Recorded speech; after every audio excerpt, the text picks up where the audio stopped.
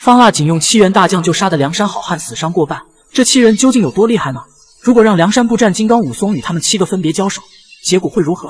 先看这7人都是何许人也，分别是方腊的4大元帅：宝光如来邓元觉、南离大将石宝、镇国大将厉天润、护国大将司行方，还有尚书王迎、方杰以及江南第一神射手庞万春。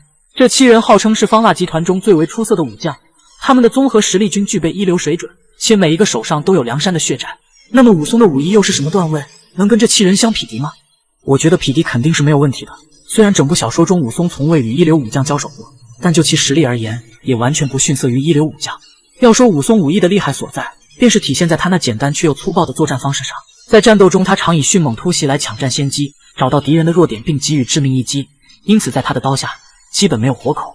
征讨辽国时，他于乱军之中瞅准时机，一刀斩断了大辽亲王耶律德重的马头。耶律德重摔下马后，被武松揪住头发，一刀割了首级。和方腊作战时，武松又一刀秒杀3大王方茂和杭州24守将之一的贝英奎。这些战绩都足以说明武松超强的战斗力。那么让方腊麾下的这7大将领去和武松单挑，哪些将领会被武松斩杀呢？先看南离大将石宝，此人号称梁山的噩梦，所用武器是披风刀和流星锤，其刀法精湛，被关胜评价不在他自己之下。两人斗了20回合不分胜负，其流星锤更是百发百中。梁山8票骑急先锋索超就是死在他的流星锤下。整个方腊之战打下来，梁山108将一共有5人都惨死于石宝之手，梁山上下无不对他恨之入骨。但最后能终结石宝的只有他自己。乌龙岭被攻陷后，石宝抽出披风刀自刎而死。那么4这等厉害角色，武松能打过吗？应该是可以的，但是武松最多只能像关胜那样战退石宝，却杀不了石宝，因为这家伙很狡猾，每次与人交战，他都不会选择硬碰硬，而是喜欢藏一手，用流星锤阴人。而当他觉得自己打不过对面时，就直接撤退，丝毫不给对方留下任何的可乘之机。也正因如此，关胜与他交手3次，每一次都占不到便宜。换成是武松，也大概率是这样的结果。可能两人打到50、60回合之后，石宝自知战不倒武松，便会退下。而以武松好勇斗狠的性格，可能会去追。至于说追击石宝的过程中，会不会像索超追石宝那样，被他突然甩出的一发流星锤击中？我觉得是不会的，因为武松的身法比较敏捷。要知道景阳冈上，他都能够连续躲过猛虎的攻击，更何况一个暗器呢？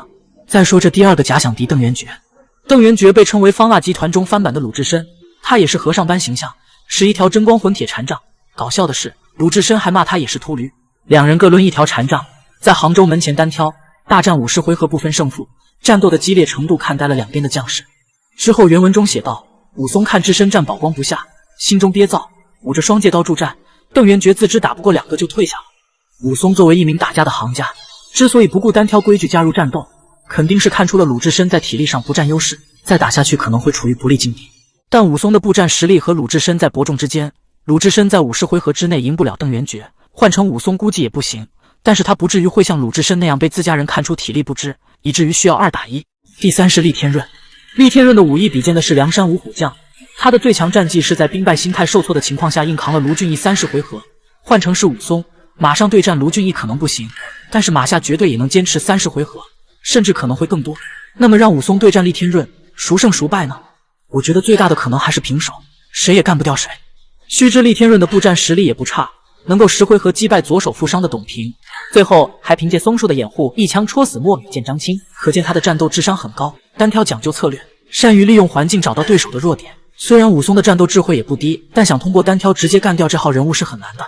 第4是司行方，论综合实力，司行方在方腊4大元帅中是最弱的，他没有什么战斗策略的展现，只有一场20回合吃掉雷横的战绩。而雷横不算是悍将，他的实力还不如刘唐，只能位于2流行列。如果是武松和他布战，也能20回合打赢。要知道飞天蜈蚣仅10几回合就被武松斩了，雷横的实力估计就和飞天蜈蚣差不多。这么一换算，让武松对战司行方，胜算还是比较高的，但要打赢他，至少要50、60回合之后。第5是王迎，王迎在方腊阵营中是兵部尚书，他位高权重，武力超群，所使武器是一条钢枪，其枪法神出鬼没，万夫莫当。坐骑有宝马良驹转山飞，这匹马登山涉水如履平地。